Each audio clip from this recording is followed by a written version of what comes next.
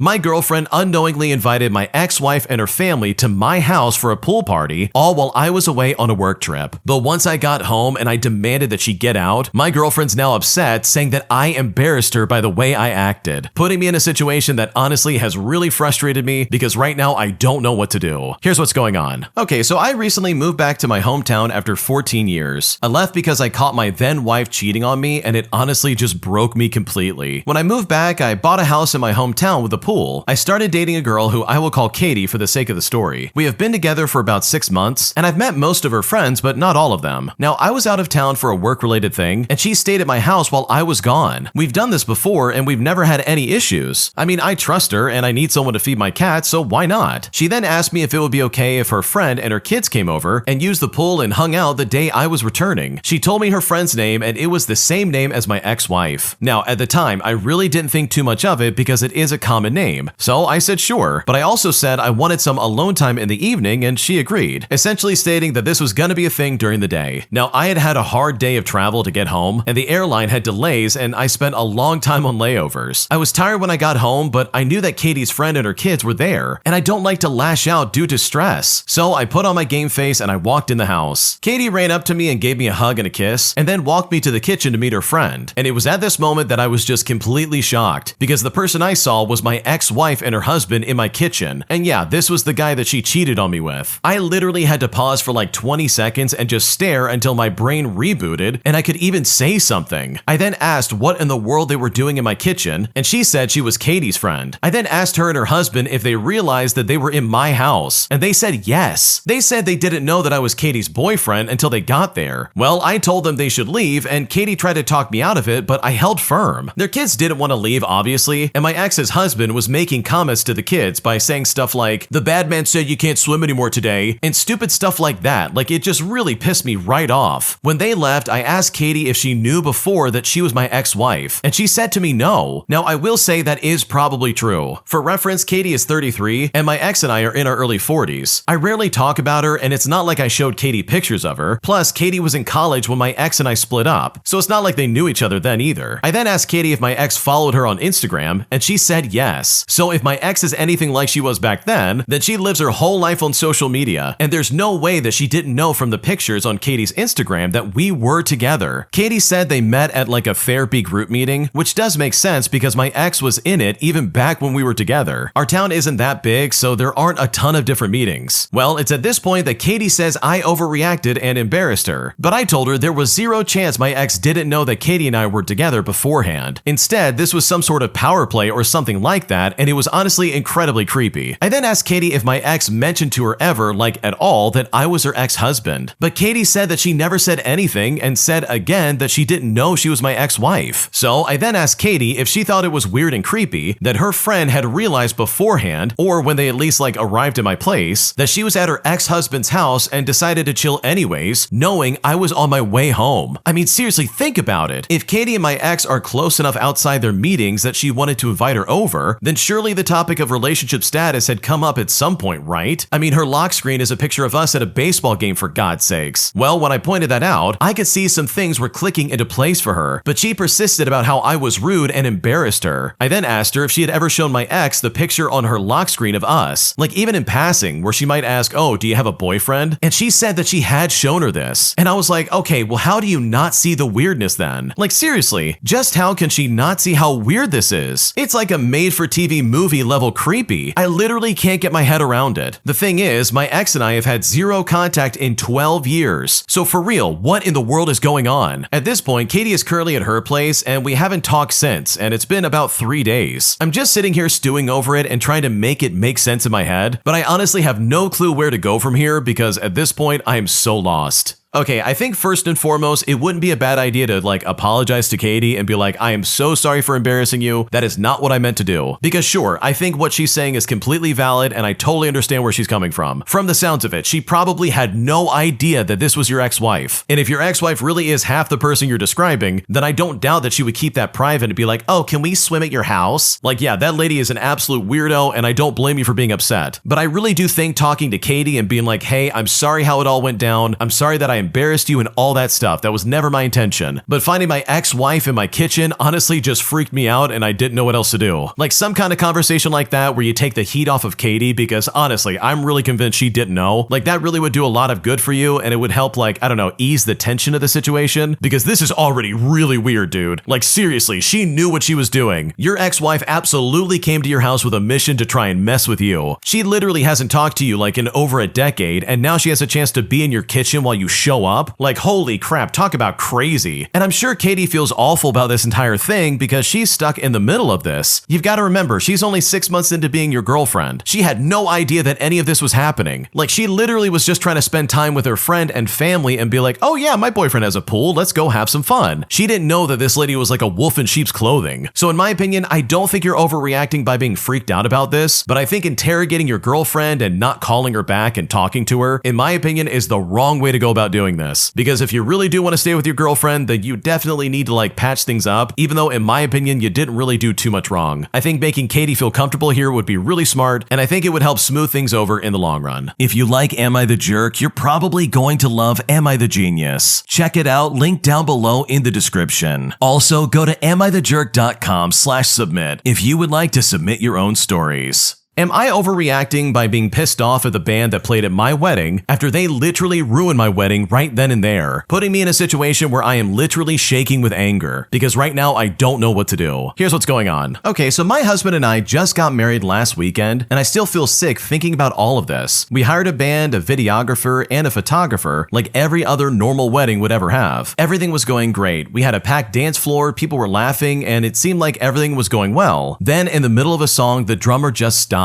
He throws his sticks down and literally yells into the microphone. He says, "Turn the camera off me right now. I did not consent to be filmed. I will sue you if you keep recording me." And I'm serious, he literally screamed this in front of everybody. The music instantly died and all eyes were on him. And I'm standing there absolutely stunned while this grown man has a full meltdown about being on camera at a wedding where 50% of the guests were literally filming on their phones anyways. Then he starts yelling that he refuses to be exploited for content. And that's his exact words. He said he is not some influencer prop and nobody has permission to use his face for internet content, as if I was gonna secretly monetize him or something like that. He keeps yelling that he has severe self-esteem issues and acne and does not want his face recorded. He refuses to play another note unless all cameras are off of him, but he also refuses to leave the stage. So he's just sitting there on the drum kit, arms crossed, glaring at everybody while the energy is absolutely dead. And yeah, by the way, the rest of the band looks horrified. The singer keeps apologizing to us and my wedding coordinator is trying to remind him that we clearly said in the contract and in multiple emails that the event would be filmed. Meanwhile, he's still ranting about suing us. Well, the mood was gone, the guests started leaving, and the dance floor emptied and the night never recovered. My wedding was effectively over in that moment. I did not even get the reception I had planned and paid for because of this one man's outburst. And then today, the band emails us saying they will not issue any refund because they claim they fulfilled their performance. And this honestly has left me shaking with anger. So am I overreacting for wanting a full refund and wanting to scream about this from every rooftop? I mean, is this normal in the first place? Has anyone ever had something like this happen? I feel humiliated and robbed of my own wedding night and I just don't know what to do.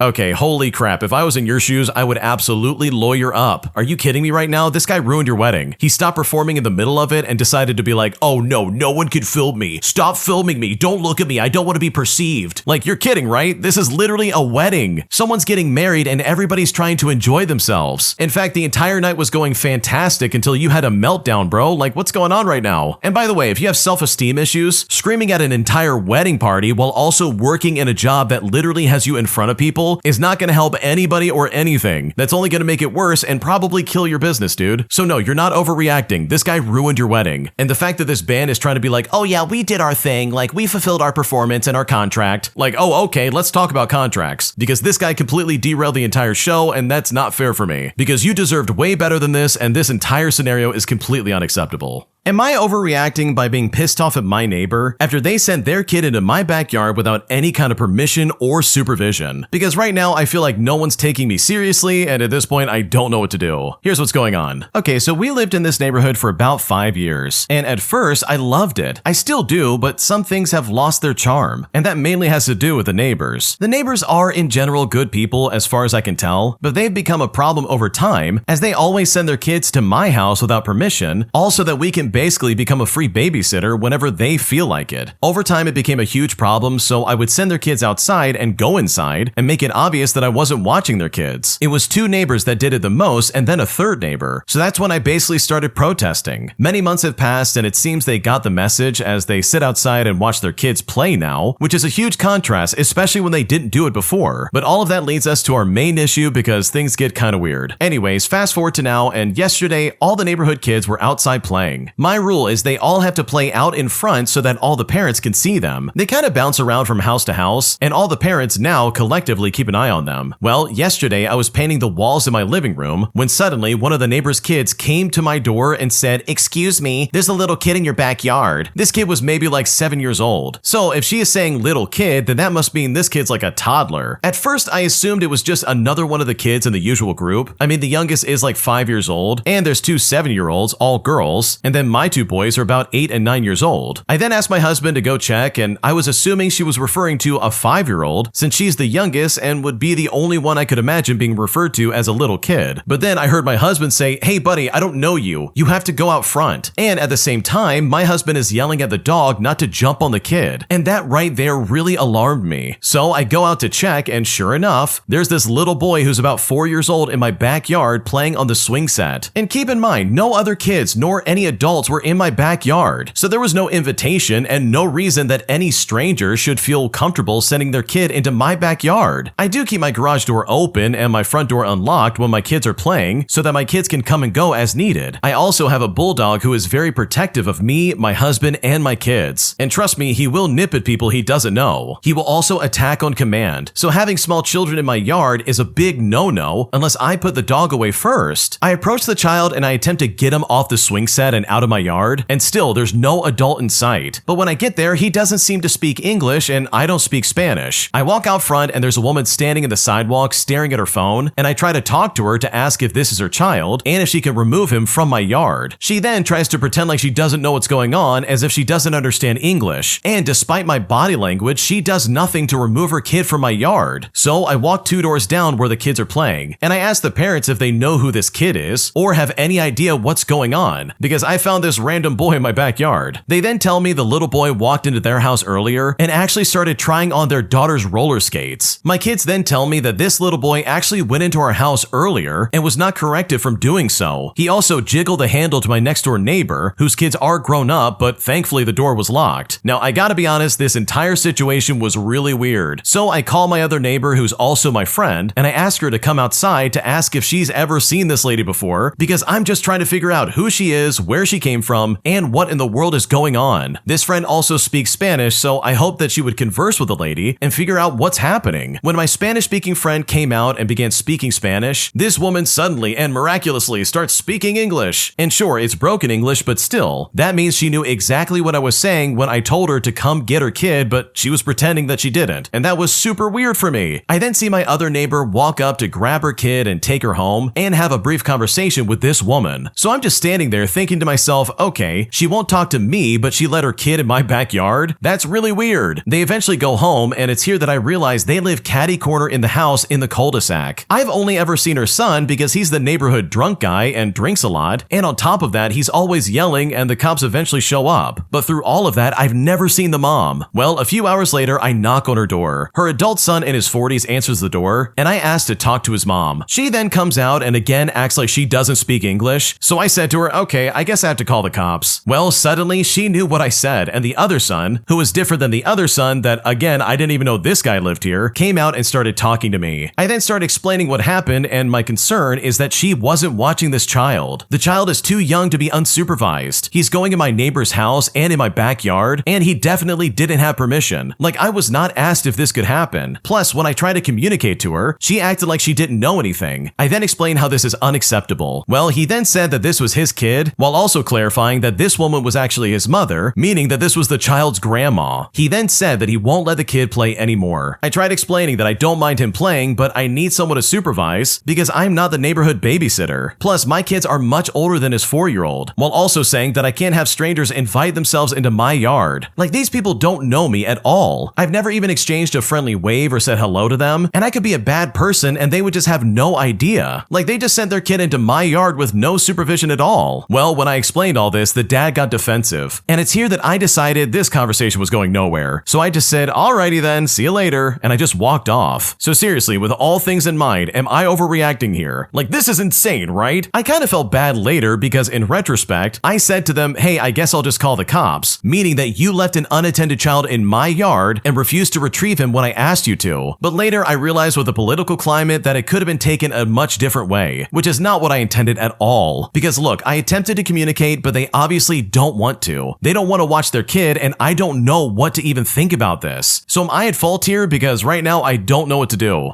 Dude, you are not at fault. This is so irresponsible. First of all, the fact that she's trying to pretend like she doesn't speak English is really annoying, because obviously she does. And also, it's pretty telling that she knew she was in the wrong, because she was willing to talk to just about everybody in broken English, besides the person whose house she was having her kid play at. Like, that's completely inappropriate, and in my opinion, absolutely uncalled for. So hopefully you have cameras around your house now, and you put a lock on that back gate, and you start locking your door, because this is some sketchy behavior. And in my opinion, you should absolutely not have to deal with that.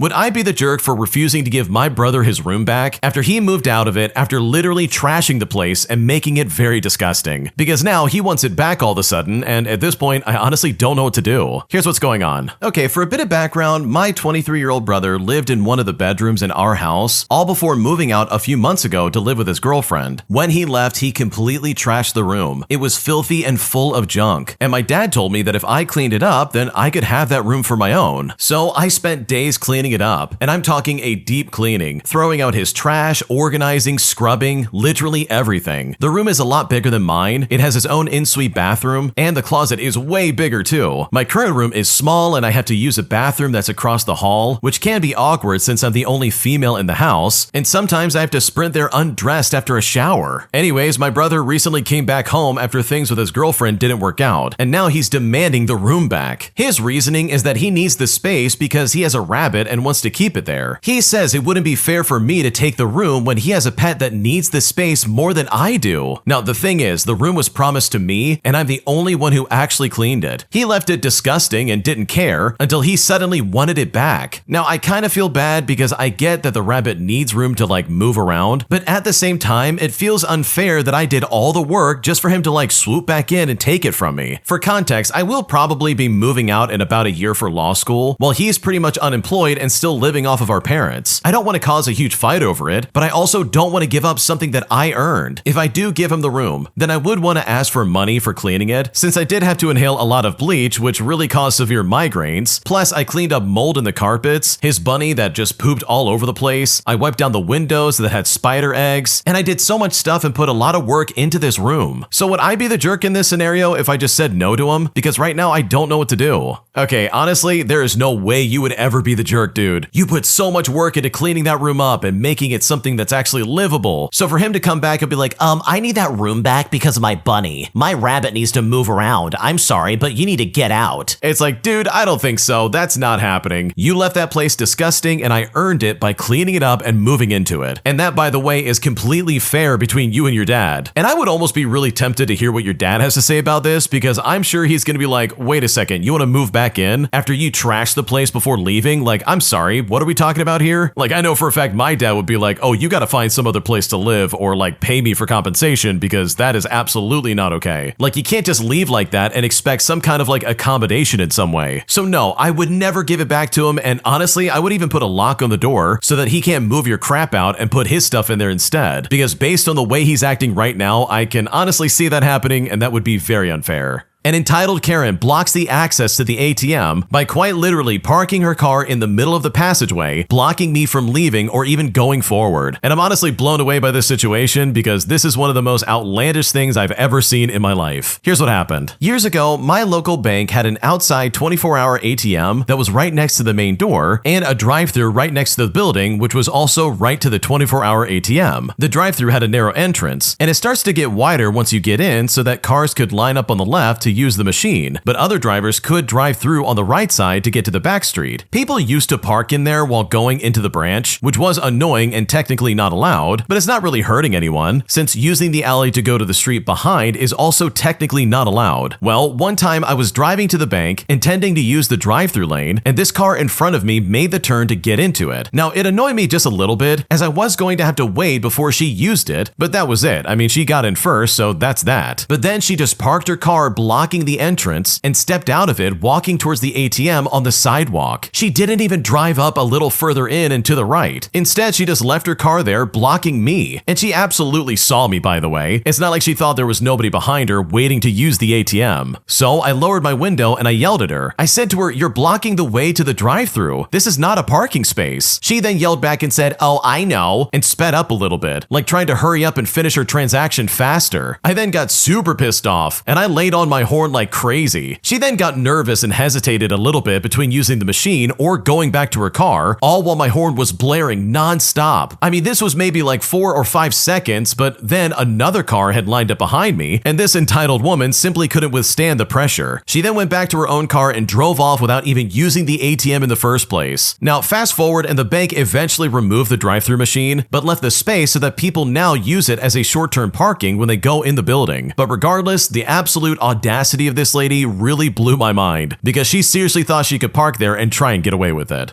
Oh man, this lady knew what she was doing. She said, "Oh, I know that people are behind me and they could easily pass me if I pull up a little bit, but instead, I'm gonna park here and go to the ATM." It's like, bro, you have some guts on you. You really thought you could get away with that and have nobody say anything, didn't you? Like, I'm sorry, that's so inappropriate and so selfish and entitled. Like, this is a good lesson in standing up for yourself and saying, no, this is an injustice towards me and I'm not putting up with that. Because this Karen was completely out of line and insane for even trying that. An entitled Karen tricks me into letting her into our store before opening and tries to steal an Xbox off of one of our register counters. And I've never been more shocked by someone's behavior in my life. Here's what happened. So I work as a warehouse stock person in an electronics store. Basically, I go around to every shelf in the departments and I make sure that the products are in the place that they should be. It's a pretty easy gig, especially since I clock in and clock out before the store opens. So I never interact with customers. That is, until today. It was a pretty typical morning of checking off the shelved products when I heard someone loudly banging on the locked front doors. I could hear it all the way from the back of the store where I was wrapping a security tag onto one of our new Xboxes. And this will be important later. While carrying the Xbox, I walk into view of the doors and see a 30-something-year-old woman banging her fist on the glass. I saw that she was wearing a jacket with a company color on it, so I assumed that she was a coworker. She stopped banging when she saw me and waved hello. Now remember, I only work before opening shifts, so I never interact with customers, but I also don't know all of my other coworkers who do work during the store hours. I thought to myself, oh, she must be one of the sales reps, because they do often come in about 30 minutes early if they have an opening shift, and it was about 40 minutes until opening, so it didn't really raise any alarms with me. I walk up to the front doors, and there are 2 sets of them with a vestibule in between them. The first set opens to the outside and lets you into the vestibule, and the second set opens up and lets you into the store. The lady is standing outside. I take the Xbox I was holding and I place it on the register counter nearest to the door. I unlock the second set of doors and step up to the first set and begin pushing it open when the lady suddenly shoves her body through the opening of the doors. I guess waiting 2 whole seconds for me to finish opening the door was just too much for her. She is already past the second set of doors and walking into the store when I finish closing and locking both sets. She wasn't walking to a register to clock in. She wasn't directly walking to any department either. All she did was quickly look around the store before turning back to me and saying, "Where's your game section? I'm looking for a Nintendo Switch." And at this point, my heart dropped. She wasn't a coworker, she was a customer, and I just let her into the store before opening. This was a big mistake. I start to internally panic a little, but think to myself that all I need to do is get her out of the store. I say to her, "I'm sorry, ma'am, but we don't open for another 40 minutes. I thought you were one of my coworkers when I let you in. This entitled Karen rolls her eyes and says, "The website says that you open at 8:30 and it's now 8:20. But I tell her that our website says 9 o'clock in the morning. I'm telling you it's 9, so you now need to leave. But this entitled Karen wasn't having it. She said to me, "I only need to buy a Switch. It'll be what, 10 minutes? She begins to walk further into the store when I stand in her path. I say to her straight up, "You can buy whatever you want at 9 o'clock a.m., but right now you need to leave." This lady is getting upset. She says to me, "I want to speak to your manager right now." Now, I was the only one working in the warehouse that morning. We are really understaffed for the record, but there was a supervisor in the back office doing paperwork. The supervisor is a really understanding dude, so I knew he wouldn't get mad at me for letting this crazy lady in by mistake, but I made the idiot decision to deal with this myself. I say to her, "I am the only one here and you need to leave." This is a good time to tell you all that I am 5'3" and I'm a 110-pound female who looks like a 15-year-old when I'm really in my 20s. I do not look intimidating in any kind of way. The crazy lady got a smirk on her face and said, "Fine, I'll go." And when she starts walking towards the door, I think that's the end of it. That is until she grabs the Xbox off the counter and tries to unlock the doors. I rushed up to her, begin to tug at the Xbox, all while screaming for her to let go and that I will call the police. The Xbox was wrapped in a security tag, so the whole time this tug of war was happening, the door alarms are blaring because of the tag. My supervisor hears the alarm and comes out of the back office to find me wrestling with this crazy entitled Karen. He comes over to help, but not before this crazy lady punched me so hard in the stomach. I let go of the Xbox to hold my stomach, but she still doesn't have the door unlocked. I end up puking on her and the Xbox because she punched me so hard. She drops the Xbox and goes to hit me again, but I saw this one coming and I mustered up all my strength and kicked her away. Now, I might not be strong, but I absolutely can be when I need to. But I only had the strength for that one kick. I rolled into a ball and agonized over the pain afterwards. My supervisor called the police while the woman whined in pain and was still trying to unlock the door. I guess she didn't realize that keys are used to open the doors. That is honestly insane to me. I can't imagine working the night shift or early in the morning and just stocking shelves, only to then let somebody in who isn't actually your coworker. That's like nightmare fuel to me. Not only was she super aggressive, but she obviously tried to steal from the store. She literally tried to run off with that Xbox, all because she wasn't being served in the way that she wanted to. Like, this could have gone really badly. Imagine if she had some kind of weapon or something else that she could have hurt this person with. This would have been a completely different story altogether. So thankfully you had help there at the store to stop this crazy entitled Karen from stealing that Xbox, because her behavior was honestly insane and no one deserved to deal with that in the slightest. If you like Am I the Jerk, you're probably going to love Am I the Genius. Check it out, linked down below in the description. My child didn't like any of the food that he was eating at my friend's house. So as a result, I left dinner and went to get my son McDonald's. And now my wife is angry at me, saying that I did the wrong thing and that I was being a complete jerk. Here's what happened. So a friend of my wife's invited my family, meaning my wife, our son, and I, over for dinner with him and his daughter. As long as we've known him, this friend has kept a very strict diet, which has almost always led to us eating over at his place. But he is an excellent cook, so I've never minded it. We have not, however, seen him since both of our children were infants. For dinner, we were served salmon and quinoa. My son is very mild for a 5-year-old. He throws tantrums very rarely and is the opposite of a picky eater, but I could tell from how he was acting that he was not vibing with this meal. He was picking at his plate, shuffling the food, and while he did try the salmon, he didn't seem to like it at all. I asked him if he was happy with his dinner, and he said no, he wasn't. I basically just laughed and said, "Kids, right?" and asked if there was anything else for my son to eat. My wife's friend said that his daughter just eats whatever he makes, and he doesn't keep kids' food around the house. My wife said it was fine. Our son would be fine. While he is a mild kid, he definitely gets angry when he's hungry, and this was the beginning of our night. I said that our son needed to eat so that he would have energy to play, and we apologized, saying I'd be gone for just a few minutes, picking something up for our kid. My wife's friend seemed really bothered, but said he'd try and keep my plate warm. I was gone for about 30 minutes, and I came back with a Happy Meal from McDonald's, and I ordered extra fries in case his daughter wanted any, which she was not allowed to have. By the time I was back, dinner was winding down. My son ate his meal, he had dessert, and went off to play with his friend. It was definitely a hiccup in the night, but things went fine. We had a good time, but my wife was definitely cold with me. When we got home 3 hours after the dinner, she told me that I was a a jerk at dinner for no reason. I pointed out that if I hadn't gotten our son dinner, he would have been a monster the entire way home, to which she replied that we would have just left earlier. I said I was just looking to solve the problem as it happened, and that if her friend had been more accommodating, we wouldn't have been in the situation in the first place. She got offended on his behalf, and we decided to just go to bed because we clearly were not getting anywhere. It's been 2 days since, and things are still stifled between us, and at this point, I'm not sure what to do. Let me get this straight. You went to somebody else's house, and you decided, oh yeah, this food's not good enough for my kids. I'm gonna go get some McDonald's. And then you left for 30 minutes, leaving your wife alone with these people just to try and carry on a conversation, and now you're wondering why she's upset? Like seriously, you're an idiot for doing that. That was incredibly rude. You brought your kids with you. Like seriously, what are you doing? If your kid's a picky eater, you need to bring something along with you. You can't leave it on people who don't know your kid to have food for your kid. And also, if your kid's gonna be a supposed monster on the way home, you could have left earlier and stopped at McDonald's on the way home. And you say that you're trying to solve the situations and the problems as they come up, but if anything, you literally just made things worse. Like seriously, this is your own fault and you should not have left dinner like that. That was very poor manners and that was just incredibly rude. So yeah, your wife is 100% right. You were definitely the jerk in this situation, and you should have thought more clearly about what would be appropriate at a dinner party at someone else's house. I got to serve my ex-wife's divorce lawyer tonight at the restaurant I work at, and needless to say, it was incredibly awkward. Here's what happened. So for a bit of background, I'm 45 years old, and I am in the middle of a career change from owning a business that got hit hard during COVID to being a mental health therapist specializing in substance issues and addiction. I'm going to school full-time by day to acquire a degree, so I took a job working nights at a fine dining restaurant, and this is my first ever restaurant gig. I got divorced 7 years ago, and my wife blindsided me with it. I decided to be the bigger person, and we had a very amicable divorce where she and I split everything up 50-50, including custody. I kept the house, and I even continued to employ her after we split. I didn't even hire a lawyer. We ironed it all out, and then she hired a lawyer who drew it all up, and I went to her office with my ex and we signed it. She went to court and I didn't. In 3 months' time, we were divorced. It was cake, and this was back in 2016. Now fast forward to 2020, and my ex is now married to a narcissist who has problems with his own ex, and this man causes friction with my ex and I. It got so bad she quit the job in 2019. She married him in 2019, and things just spiraled between us. It's her life, but it's sad she allowed that to happen. Before COVID, I had used substances recreationally, and I had smoked the herb every day, and my ex knew this. But during COVID, it developed into a full-blown, unbreakable addiction. I have never been more sick. I could not stop. I decided I needed help, and I sought out rehab. I was very open and honest with my ex. I told her the truth. I needed help, and if I don't get help and I don't get better, she needed to protect our kids from my destructive behavior. I went in, got sober, came out committed to never going back to that rehab. But when I got home, she was using her lawyer to try and basically take my kid away just for admitting that I had a problem, I was seeking help, and getting sober. She basically tried to mess me over for fixing myself and being honest with her about it. And this is all when I didn't have to admit anything to her. The lawyer really tried to stick it to me. She wanted to send me to have supervised visits with my 12-year-old child for 2 hours once every month. And that's among some other very harsh penalties. I was never going to give up custody voluntarily, and I called her bluff in taking me to court. We ended up in mediation, and I maintained my rights by agreeing to a year's worth of substance testing, which I completed in early 2020. My lawyer, who I hired because of this garbage, did a bang-up job helping me get through it with minimal loss. I don't actually fault my ex for wanting some safety net, but the lawyer was basically saying I didn't deserve my children. I have 3, but only one is a minor subject to custody. And this is all because I had an addiction and I went to rehab to get better. Just absolute inhumane nonsense. How does my kid benefit from that? Now fast forward to tonight. Our seating sections are pre-arranged, and we have a small 80 cover seat restaurant with only 3 tables capable of seating 6 tops. Everything else is 2 to 4 tops. To get 8 or 10 people in, we have to push 2 tables together. As such, everything is reservations, and it's less than a year old, so it's always booked solid. I get my section, then go look at when my tables are coming in and how tight the turns are. I notice my first table is an 8 top and a name I recognized. Let's call her Jill Morgan. That's a made-up name for confidentiality. Now I'm thinking, man, I know Jill Morgan. Who is this Jill Morgan? And then it hits me. It's the ex's lawyer. lawyer. Oh my god, she's assigned to my section. I tell the host and some others and they offer to get me out of it, but it's an 8 top. She's a lawyer and this could be a good table, so I risk it. And sure enough, right at restaurant time, Jill Morgan walks in and I see her. She sits alone at the table and I ask her if she wants a cocktail. She's super uptight and I can feel the stick way up her you-know-what as she sits there all alone, but she doesn't recognize me. It's been 7 years since the divorce visit and I didn't see her at mediation, so I am just a waiter at a restaurant. But we have to put names down on our tables and I haven't done this yet. The party starts to trickle in. I collect drink orders, I bring a charcuterie board, and she is starting to loosen up. I drop my name card and I do my spiel. I make eye contact with her and it's clear she doesn't know who I am, which makes sense. She wouldn't expect to find me here in this situation. The whole table is lawyers, and I ended up endearing myself to them. I sell them $950 worth of food and cocktails, and I am supposed to put on an auto gratuity for tables that have 7 or more people, and I told them it was policy, but I dropped the check and I forgot to put auto gratuity in it, and before I grabbed their cards, I realized the error, so I told them I had to fix it. They convinced me to leave it off, and I would get over 20%, so I did, and it was more like 23 or 24%, but hey, they didn't lie. The funny thing is Jill Morgan tells me I did a great job and said that she would be back. On top of all of this, the mother of my best friend came into the bar tonight to eat dinner, and I noticed her right away. She moved away 10 years ago, and I haven't seen her since. So, between the table with my ex's lawyer, who wanted to take my kids away for going to rehab, I also got to visit with my best friend's mom and hug her, and remember him with her together. This universe, man, it has an absolutely twisted sense of humor, but I also believe that this occurred in tandem and is not a coincidence, and it is simply the universe smiling down on me. First off, I want to say that you've clearly gone through the ringer when it comes to life. Like, you obviously have been through so much, and you've come out the other end trying your best to just make it work, and that in my opinion is a big deal. Like, that is not something you should just shy away from. You really have worked hard to make it to where you're at, and you honestly should be proud of yourself. And also, you handled dealing with this lawyer like a pro. You didn't let it get to you, you basically just did your job, you kept it professional, and you got a sweet paycheck out of it. So honestly, good for you. You deserve this break in your life, and hopefully things get better from here on out. My boyfriend told me to stop asking for stuff, and to just accept things as he gives them to me. And at this point, I seriously don't know what to do. So my boyfriend and I have been dating for almost 3 years now. In those 3 years, I have never asked for money, gifts, anything. All I have asked though is some quality time and life updates every now and then. We are both new to this big city. I don't know much of the people here, and most of the time we are apart due to grad school and work. We see each other 1 to 2 times per week, 3 times if we're lucky. I don't ask him for fancy dinners or anything, just that we hang out together and catch up. I also do not ask him to text me all the time, just to update me if he goes out and who he's with so that I know who to call or where to look for him if ever something happens. Well, something happened tonight. This guy kept on chatting him if he's available on Saturday. The name alarmed me because this was a guy from my high school with a history of violence and just reeks of frat boy attitude. I asked him where they were going and he couldn't give me a solid answer. He also keeps hiding his phone whenever that guy chats. It became an argument and he got upset. He said I was too demanding and it's frustrating. I asked him for clarification. Is it too much when I ask you for updates? Is it too much when I want to know about your life? And his answer was a big yes. He added, just accept what I give you, okay? Stop asking because it's too much. At that point, I choked back my tears and I reassessed our entire relationship. Was I really asking for too much? I think that maybe when you're almost 3 years together and talking about marriage on top of that, you should know pretty much about your partner. No secrets, no lies. All I wanted was to catch up and know what's going on with him. He even said, you don't feel anything because I don't ask you for updates. I told him calmly that I was monitored by my parents my whole life, but I'm aware of how controlled I felt, and that's why I kept me asking for updates to the very minimum. For context, he grew up with parents not caring about him in the slightest. He got into trouble so many times, and his parents just don't know. I said, well, I guess we're just 2 different people. Sorry. He then stormed out of my house, and I just sat there confused. He always leaves like this whenever we argue, and he's broken up with me at least twice over big arguments when we can't seem to find a solution. I love this guy, and I've basically changed my whole life to accommodate him. I think I've adjusted to his work-sleep schedule instead of focusing on my own career. He's basically the reason why I haven't gone out of my country for better opportunities. But now I feel like he's simply not the one. Was I asking for too much or just asking the wrong person? What's my alternative here? What should I do? Your boyfriend is being ridiculous. I don't think it's that inappropriate to ask him for updates on what's going on in your life. I mean, he's treating you as if he's almost hiding something, but it's not like you're being super intrusive in the first place at all. Like you're just asking him, hey, what are you up to with your friend? And that is literally it. Now, if you were seeing him every single day and you were spending every waking moment spending time with him, then this would be an entirely different story. This would be a situation where, yeah, you probably want to back off, but you only see each other once or twice a week. Asking for an update with this level of frequency of seeing him is not that unusual. So no, you're not being weird. If anything, your boyfriend's being weird. And you have every right to have a partner who's going to love you and give you proper updates to what's going on in his life. Am I the jerk for mocking my friend's husband's weight after he made an awful comment about how she gained some weight after having a baby? Here's what happened. So my best friend by the name of Jennifer, that's not her real name, just recently had a baby with her husband Timmy. That is also not his real name. My boyfriend and I got to meet their baby boy for the first time last weekend when they came over to our flat for dinner. We have a hot tub on our balcony that my parents gave us for Christmas last year and had told them to bring swimwear so that we could go in after dinner. My boyfriend wasn't up for it, so he held the baby while us three got ready to go in the tub. Jennifer was the last person to get changed and came out of the bathroom in a bikini. I thought she looked amazing, really happy and glowing, but Timmy kind of laughed and said something about her still having some weight to lose before she'd be as attractive as she was before her pregnancy. I was a bit stunned by that comment, and even though Jennifer didn't say anything, her smile disappeared and she looked obviously uncomfortable. She and I had talked about her struggling with the weight gain during her pregnancy, and I thought Timmy's comment was more than insensitive. I got angry because I started wondering what he might be saying to her in private if he was comfortable dropping lines like that in front of other people. So I responded by saying, she just had a baby, what's your excuse? The dude has a hefty beer belly and a double chin, but thinks he can joke about a new mom's weight? He then got really defensive and told me that I need to learn how to take a joke before stomping off to the hot tub. Jennifer chuckled at my comment, and I thought that was it. But when they left for the night, Timmy pulled me aside and told me to keep my nose out of other people's business. I don't think I was entirely in the wrong, but my boyfriend told me I shouldn't have reacted at all because it really wasn't my business, and I think Timmy's reaction speaks for itself, and it makes me wonder whether I might have been the jerk in this situation. What should I do? Honestly, insulting your partner in front of other people deserves to be called out. That is really not okay, and that's a fast track to getting corrected real quick. Like, why would that guy, in all honesty, be like, oh yeah, you gotta lose a few pounds before you're attractive again? And in that same token, if we really want to go that route, this guy is overweight, has a double chin, and has a beer belly to boot. Like, seriously, what is this guy bragging about? So with that in mind, I don't blame you for speaking up. This is your best friend we're talking about. This guy had no right to talk to her like that. And you know what? If he wants people to stay out of his business, then maybe he shouldn't make condescending remarks like that and expect people to stay silent. And you know what? You're probably on the right track. I bet he probably does talk to her like that in private. And that is honestly awful. So in my opinion, I don't think you did anything wrong. This guy clearly had it coming, and his comment was completely out of line. My entitled cousin demands more money for his startup business, claiming that the $12,000 my father was giving him was not enough money and that he needed more money in order to get things going. And I've never been more blown away by this level of entitlement in my life. Here's what happened. So I'll begin by saying that I come from a very well-known West African country, and I come from one of the three major ethnic groups in my country. My country has a lot of oil, and my father is an engineer and worked for a very big oil company here before he retired a few years ago. He's the second of three children, and due to his job, salary, and position within the company, he became the entire family's breadwinner. His eldest brother had 7 children with his wife, and his younger brother had 2 children with his late wife, and my father trained each and every one of them. He sent them all to school through their nursery to primary and secondary schools, and when they all graduated from high school, he gave each of them the option of either going to a higher institution or helping them start up a business of their own. Every Christmas, we would travel to the village, and he would buy multiple 50-kilogram bags of rice, bags of beans, tons of groceries, specially dried fishes, and so much more, and he would distribute this to the entire family. He catered for their siblings, cousins, old friends in the village, as well as their respective families so much, and it sometimes offended my mother because while he took excellent care of us, and she was never against him helping out his siblings, she felt he was making them overly dependent on him. He opened a thriving business for his elder brother's wife and stocked up her business business with all the necessary wares. And he did the same for his younger brother, but anytime they had a problem of some kind, they'd choose to call him instead of solving even the most basic of problems by themselves. Now, this is all preamble to show you that he really cared for his family. Now, this all involves my father's elder brother's wife, who we will call Rita, as well as her eldest son by the name of Chris. Chris and Rita are not their real names. Rita is a woman in her 50s and Chris is in his mid-30s. When Chris was born, his mother despised him because given our tradition and culture, she felt like his pregnancy forced her into a marriage that she did not want, so she took out her frustration on him. When he was 11, my mother was a newlywed, and on one of her trips accompanying my dad to the village, she saw firsthand how awful Rita was being towards her son, which is pretty common here under the guise of discipline. And out of fear of his safety, my parents asked his father to let them take Chris with them back to the city so they could, in a sense, foster him as their own and remove him from that awful environment. I was barely a year old at this point. Chris lived with us for roughly 18 years. He got a good education, and when it was time to go to the university, he had a lot of problems gaining admission. In my country, all the universities, both state and federal, are under an organization, and everyone takes an annual national exam based on your intended course of study, and those who do the best are admitted into their institution of choice. He had taken this exam for about 6 years, and each time he had fallen short and wasn't given admission to a school. So my dad gave him the option to continue trying or to put it on hold and learn a good trade for about a year, and then after that, he would open up a business for him, and then maybe he could try getting into the university later on if he still wanted to. He chose the latter option, and he was sent off to another city to stay with a family friend who taught him all he needed to know about the given business for free, and after a year, he returned back home. My father gave him what is equivalent to about $12,000 to begin a business. Over here, $12,000 is a very big chunk of money, especially with the low cost of living compared to our Western counterparts, and also especially with how lax our tax laws are here. My dad offered him a check for that amount, and he refused it, saying how small the money was. My dad had already found a really good space for him to run his business, and had paid and rented it out for the next 2 years, as well as paid for the water and electricity bills. The $12,000 was an initial capital for him to stock up his wares, without having to worry about rent or any critical expenses for at least 2 years. All he had to do was simply make sales and bring in profit, so that after 2 years, he could afford to take on the expenses on his own business, because he probably would have quite a bit of money in that time. And even if he did have difficulties, knowing my dad, he would have jumped in to help right away. However, Chris rejected the money, saying how small it was, and he was expecting at least $17,000. That although the space my dad had rented for him was in a prime location, he stated that it was too small for him, and that he had found a much bigger space a few blocks away, and he expected my dad to pay for that as well. He said he had big ideas, and didn't want my dad to repress his ideas, so he needed the appropriate support. My mother just about lost her head hearing this, and chastised him about how ungrateful he was being. She asked him how many people were willing to do the things my dad had done for him. She asked him why he couldn't use this fund as an initial capital and begin his business and strive to make it successful so that he can afford to move into that bigger space after the 2 years lease was up. Well, he got upset and called his mother, with whom relations had improved significantly over the years, and she ended up tearing my dad a new one. She screamed in our native tongue about how after the stress he must have been under by not getting into the university, the least my father could do is make sure that this dream of his is fully nurtured. She claimed that my father was being stingy towards Chris, saying that he has all this money, demanding that he do exactly what Chris is saying. She also implied that if he passed away tomorrow, would he then bury himself with his money, while also saying that he's not being a good example as an uncle. Now, my father did not respond and promptly ended the call. Later on, Chris's dad called him, and I don't know what was said, but after that, he came and picked up the check where he had previously dropped it, and muttered a half-hearted thank you before leaving. My dad also received a call from his brother apologizing for his behavior. Fast forward 2 years, and this was now 2016. I was 18 or 19 years old, and my immediate younger sister was now in secondary school, and my other siblings were in primary school, so the financial burden on my father was quite a lot during this time. So he called Chris and had a talk with him. This was sometime in October, and my dad said that since Chris's business was going so well, that perhaps it was time for him to move out from our home maybe by the new year, so that the financial constraints could be alleviated just for a little bit. Now mind you, Chris had lived with us for 18 years, since I barely was a year old, and when I was just a kid, he was 11 or 12 12 years old when he came into the house, and now I was 18 to 19 years old, and he was just about 30 years old at this point. He never paid rent for one day or paid for utilities. My dad was always the one who did that. He never bought his own food or groceries either. My dad did that too for almost 2 decades that he lived with us. When my dad asked him to move out, he said nothing, and like before, he just called his mother. Now, I have no idea what was said, but she called my dad in a fury that evening, screaming her head off about how my dad has never really cared about her son's success, and brought up the $12,000 incident from a few years earlier. She said something along the lines of basically stating that you want him to leave your house while your wife's sister is still living with you. This is how little you care about your brother and his family, while also stating that her son doesn't need any kind of charity from my dad. Now, the wife's sister that she referred to was a young niece of my mom's who had lost her parents in militant actions in one of our cities, and she was barely 15 at the time. After that call, he packed his things and was gone in a few weeks. This was in 2016, and I haven't seen or heard from them since then. They view my dad as a bad person for not giving him the amount of money he wanted, and for asking him, a 30-year-old man with a thriving business, mind you, to move out of their house. And while this is nothing in the grand scheme of things, the entitlement of my extended family truly is baffling. Wow, that really is awful. Like, first off, it's not unreasonable to ask a 30-year-old man to move out. Like, seriously, it's time to go. You've got a successful business. You can absolutely stand on your own 2 feet. It's time to get up and get your own place and move on with your life. Because in reality, he was just mooching off of this guy's kindness. And also, Chris's mother by the name of Rita, she was being absolutely ridiculous. Like, seriously, how entitled do you have to be to sit there and be like, $12,000 isn't good enough? Like, come on, that's just really annoying. The fact that you're getting this money in the first place is a huge blessing in your life, and you could at least be grateful for once. Like, what are you doing? And I also find it super ironic that Rita was trying to claim that this guy's dad didn't care about Chris at all in the slightest, when in reality, Chris was plucked out of an awful home environment by this guy's dad in the first place. He shoulders the financial burden of his entire family, and Rita's gonna try and sit there and be like, you don't care about him. Like, seriously, Rita just doesn't care about Chris. So either way, it's pretty clear that your dad is a really good person. He stepped up and gave his family different chances to succeed. And that, in my opinion, is the mark of a good man and a good father. If you like Am I the Jerk, you're probably going to love Am I the Genius. Check it out, link down below in the description. Am I the jerk for telling my parents that if they want to charge me rent, they need to no longer treat me like a kid, but instead treat me like an adult? Here's what happened. So recently, I just had my 18th birthday yesterday. It was nothing big. I just went on a shopping spree with my own money, and when I came home, my mother and stepfather decided to sit me down and give me a whole lecture on how I'm an adult now and that I need to start paying rent because they were not going to house an adult for free, even though my stepdad's 23-year-old son lives here for free, but that's clearly besides the point. They told me that I would start paying $650 every first day of the month starting July 1st. I tried to bring up how my stepbrother doesn't even pay anything, and it was unfair to spring this on me when I just turned 18, but they responded that I must have the money since I went shopping today. Now, let me tell you, I pay for everything I have. My phone, my car, which isn't under any of their names, my clothing, even the food I eat, because they claim I eat too much of their food, even though I don't. So I agreed that I would, but if I'm gonna do that, since I pay for everything I own, they no longer could treat me like a kid. Instead of them looking at me like I'm their kid or stepkid, I would like to be looked at as a tenant, meaning that they could no longer give me curfews, and I would be disabling my Life 360 app, and they could no longer just barge into my room because I pay for it, and they could no longer demand anything from me besides rent on the first of every month. I also told them that if they couldn't follow my rules since I'm paying rent, then I will go rent a room somewhere else. This started an argument, and they started yelling about how I'm disrespectful and that this was their house and they didn't have to follow any rules of mine. So I just left. Now I've been getting calls from my family calling me ungrateful and that my mother could kick me out right now. What should I do? Honestly, I don't think what you're asking is that much of a big deal. Like, seriously, you're renting a room by yourself. You're obviously paying for everything yourself as well. So the least your family could do is leave you alone and let you live your life. I don't think that's completely out of the ordinary. And I also think this is completely reasonable to ask of them. And the fact that there's a 23-year-old stepson who isn't paying for anything while you have to pay for everything on your own on top of the $650 a month, that, in my opinion, is completely unfair. You have every right to bring that up and be like, wait a second, what about him? Like, they are very clearly playing favorites, and that's not fair for you in the slightest. So you making the request of saying, hey, I'm gonna be an adult now. You can't tell me what to do. You can't set up curfews. You're not gonna barge into my room because I'm paying for it. Like, this is not gonna happen any longer. So good for you for standing up for yourself. Your family's being ridiculous, and honestly, they needed to be called out because getting treated like this is absolutely unfair, and you deserve so much more out of your living situation than having two grown adults treating you this way. My boyfriend has become incredibly awful towards me, refusing to give me money, and has an awful temper. And at this point, I'm seriously considering breaking up with him and moving back home to be with my parents. Here's what happened. So for a bit of backstory, I met my boyfriend back in 2017, and this was when I was 21 years old and he was 26. Both of us are originally from Eastern Europe, but not from the same country. We met in the United Kingdom, and it was love at first sight. After only 2 months, we moved in together, and after 1.5 years, he decided he wants to move back to his country, and so I agreed. He's the youngest child of his elderly parents and wanted to be near them. That meant that I had to leave my parents, who both lived in the UK, and so we moved into his country. This was in the countryside in a small village with a population of maybe 100 people. Now, I'm originally from a big city, and so it was a bit of a culture shock for me personally, but I can't deny that I love the simplicity and the nature and all of the animals that come with it. But fixing my documents in order for me to work here is expensive, and as a result, I've spent the last 5 years staying home, not working at all. He works in construction and gets a minimum wage daily, so the first 2.5 years of our relationship were good. Still the new relationship high and hoping to make it through. He drinks and has been drinking since I met him. It's just beer, nothing more, but still in big amounts. I used to drink a bit as well when we first met, but after a few months I stopped, as I thought at least one of us should be awake and aware. In the last couple of years, his drinking has become extreme. I'm talking about 12 to 15 liters of beer every single day. We are both also smokers, and while I smoke 1 packet a day, he smokes upwards of 3 to 4 every single day. Although he works every day, we never have enough money, because in his words, he wants to live his life. We never do anything as a couple, we never go anywhere, and all that because he prefers to drink and smoke all day and then save some money. I have begged him a million times to let me manage the money, or at least give me some money every few weeks, just so I can try and put it away. But he always says to me, "This is my money. I worked for it, and you can't tell me what to do with it." Now, I'm no saint. I have my flaws, as every person does. I hate doing housework, always have, and so I always leave it at the last minute. Before we moved to his country, I was working full-time since I was 17, and I honestly prefer being at work than doing housework. I will go with him some days at work, and I will help him out, because I prefer that to cleaning. He's never been physical or anything like that, but he does have a bad temper. The last few months, he gets angry with every little thing that doesn't go his way, and belittles and swears at me constantly. We barely do anything together anymore, and we're more like roommates than a couple, and this is honestly eating away at me. I'm now seriously considering leaving and going back to the United Kingdom to my parents. My only problem is that I know I'll have to start again from zero and with no money to boot, and I don't want to rely on my parents on everything, as they have their own problems as well. And besides that, I've been with this person for more than 6 years. I love him. I'm so confused, and I really don't know what to do. I can't speak to anyone else as I have no friends, and my family will tell me to break up with him and just go back to them, while his family will tell me to stay. What should I do? If I'm gonna be brutally honest here, it sounds like your boyfriend is an awful person. Not only has he made it basically so you can't work in the area you live in, but he's also done nothing to help you get started in getting to work. You've spent the last 5 years staying at home. I mean, after year 2, I would have been losing my mind. I personally need to work. I'm like the original poster. I need something to do so that I feel productive in society. And not having that honestly would wear on my relationship with just about anybody, especially if I had a significant other who was not treating me right. This guy is really nasty to you. He clearly has a drinking problem, and his temper absolutely needs to be put under control. So you know what? I don't blame you for wanting to break up with him. If I was in your shoes, I would have already broken up with him. There's no way I would stay in that kind of environment. 5 years. Think about that for a second. They've spent 5 years not being able to work. That is unacceptable. That's not okay. I mean, back in the United Kingdom, you were working full time. You had your own money, and you didn't need to face the embarrassment of asking someone else for money, because I'm right there with you. I don't like asking for money either. It's really embarrassing, and it's not my favorite thing to do. So seriously, if you are considering breaking up with him, I don't think that's a bad idea. He doesn't sound like a winner, and this really does seem like the sunken cost fallacy. You put all this work in, and you don't want to give it up because of all the time you spent on it. But in reality, I wonder what it would be like if you did break up with him. Because based on the way you're talking right now, it kind of seems like you're stuck in a loop. And I don't think there's anything that's going to change anytime soon unless you make it happen. Am I the jerk for not wanting people at our pool unannounced and for not being willing to host a party I never signed up for? Here's what happened. So my fiance and I own a house with a pool in the backyard. His brother Jacob, that's not his real name, had asked the day before if him and his family, a wife and 3 kids, could come over on Sunday to swim after one of the kids' sports games, which was at a park close by us. Now, my fiance and I own a business together that requires us to work from home on Sundays. Everyone that we know is aware of this, including his brother. I voiced my opinion that I felt it was weird for people to be at our house while we were working in the basement, but my fiance assured that it would just be chill. He said it's normal for family to use people's pools even if they weren't home. So we let them come, thinking that they would swim for maybe an hour and then leave. But it wasn't just them. My fiance's parents also came, and we figured they would. But the kicker is that Jacob also invited 2 of his friends, plus their partners and their kids as well. We do not know these people, but both my fiance and I were not aware of this beforehand. So now it's a full-on party in our backyard while we are working away in the basement. I became very annoyed that they not only invited themselves over, but also some of their friends as well. It made me feel guilty that I couldn't be in my own backyard to host people because I was working. It also felt like they were just using the house and didn't really care about seeing us, the homeowners. Not to mention the house was a complete mess. We had a busy Friday and Saturday, and I didn't bother cleaning much before because I figured it would just be Jacob's family. Everyone was here from 1:00 p.m. until 7:00 p.m. We finished work around 3 p.m., at which time my fiance put on his swim trunks to join them outside. I got in a pretty bitter mood from it all, and I decided to stay inside. I didn't say hello to anyone because I figured that they weren't even here to see me. They were just here for my pool. I did some laundry and some cleaning up, and I did end up seeing a few people who were coming inside to use the washrooms. I said hi and I tried to make some small talk, but I really wasn't happy. My fiance came in and said that I was creating an awkward and unwelcoming atmosphere by not being outside with everyone else. I told him I never planned to have a party today, so I was just carrying on doing what I originally had planned, which was laundry and cleaning. My fiance keeps saying that I was rude for not joining them outside after work. He also says things like, the pool is meant to be used, and that it's now family time. And honestly, I am so frustrated and I seriously don't know what to do. Honestly, it kind of sounds like your fiance might be the problem here. Like, don't get me wrong, the brother is absolutely at fault as well and should not have invited all these other people over while you two were working. Like, that is completely inappropriate. If I'm saying, hey, I'm gonna come over and use your pool, it's only gonna be me and the people you expect. I'm not gonna then be like, oh yeah, I'm gonna invite 2 other families with me to enjoy the pool as well. Like, no, that doesn't fly, that is not allowed. So that behavior is completely inappropriate. But also, your fiance is not willing to see where you're coming from. You obviously don't want these people here for what, 6 hours? Like, you did not plan on having people here for 6 hours. And you're obviously not directly related to them, so telling them to get lost really does fall on your fiance's shoulders. He really should be the one to tell his family, hey, you've been here long enough, I think it's time we pack it up and get going. And I completely understand where the original poster's coming from. If I'm going to be hosting a party, I can know what to expect. I can say to myself, okay, from 1:00 until 7:00, I'm gonna have all these people here to enjoy the time at our pool. But when it's just sprung on you all of a sudden, and your house is a mess, and you're not set up to feed or take care of anybody that's here, that is incredibly unfair overall. And it honestly makes you feel very put out and kind of like on the spot. Like, you can't feel like a good host if you don't know what's gonna happen. So in that regard, I think your fiance is being really short-sighted. And of course, this guy would be okay with these people coming over. It's his direct family. He might not realize that this is putting you out in a serious way. So honestly, this is not your fault. They literally came over with no consideration of giving advance notice for extra people. And your fiance is clearly not being helpful in the slightest. So I think moving forward, it probably would be a good idea to have very clear boundaries of what is and isn't allowed. Because based on the way they've acted today, it is very clear that they're just going to take advantage of your pool. And unless you say something and come to some kind of agreement, then that is only going to continue to happen. An entitled Karen tries to claim that I'm pulling fire alarms on purpose, threatening to call the police in the process. But what she doesn't know is that I'm testing the alarms as a part of the fire alarm company that I work for. But no matter how hard I try to explain this to her, she simply refuses to listen. Here's what happened. So about a year ago, I was working as a helper for a fire alarm company that does testing and maintenance on fire alarm systems systems for industrial buildings, as well as warehouses and utility complexes. Usually in an office building setting, you wait till everyone goes home for the day, but some industries have multiple shifts and you have to just find the best time that you can test the alarms. Our usual inspection involves setting off all devices one at a time, making sure they report properly, and inspecting sprinkler pipes to make sure they're in good shape. As a courtesy, not only for the customers but for ourselves, we silence fire alarm panels before setting things off, and do one-time horn and strobe light check just to make sure those all work too, instead of having to hear them every time. After a while, you fall into a rhythm of hitting a smoke detector or a pull station, wait for your partner to confirm he got the signal, reset if applicable, and move on to the next thing. And you don't always inform those around you of what you're doing. Utilities and warehouses assume you know what you're doing, so they end up just not bothering you. But office buildings have a lot of noisy people in them. So I go up to the third floor of an office building, which was the halfway point for the building of 5 stories, when I casually stroll over to a pull station at the stairs and place my hand on the station. And this is right when I meet this entitled crazy Karen. I suddenly hear the shrill voice next to me as she says, "What do you think you're doing? You'll go to jail if you touch that." I was a bit taken aback by this lady in her 50s who looked like a twin to my old high school math teacher. I look at her and I say, "Oh, I'm with a fire alarm testing company. We have the horn silence, and since we're doing our annual check of the system, I will only be a minute." I reach over to pull the station when she screeches at me again. And if there were words in this screech, I couldn't make them out. She moved between me and the pull station and seemed to be looking for something on me. "Where's your badge? Who let you in here?" I opened my mouth to say that I work for that company, but that's as far as I got. "So you don't work here? You can't just go into a strange office building and set off the alarm. That is illegal." She then called down the cubicles for someone to call security, which was not much in terms of security in the first place. It was just a guy with a company-issued flashlight and a 2-hour training video under his belt. I then respond by saying, "Well, for the next few days, I do work here as a contractor, checking your fire alarm panels. If you like, I'll come back to this floor after hours." And again, we worked odd hours to try and avoid getting in the customer or the company's way. She then says to me, "Get your site contractor up here right now. He'll know what's going on." Sure enough, a few minutes later of texting my partner to let him know I'll be delayed by a few minutes, my site contractor comes up, and before he can even ask what was going on, this crazy entitled Karen launched into her story. "This crazy kid came up here and was threatening to set off all the sprinklers," even though there were no sprinklers on this floor. She then said I was trying to get the fire department here on a false call and that they should call the police on me. My site contractor looked really annoyed. He said to her,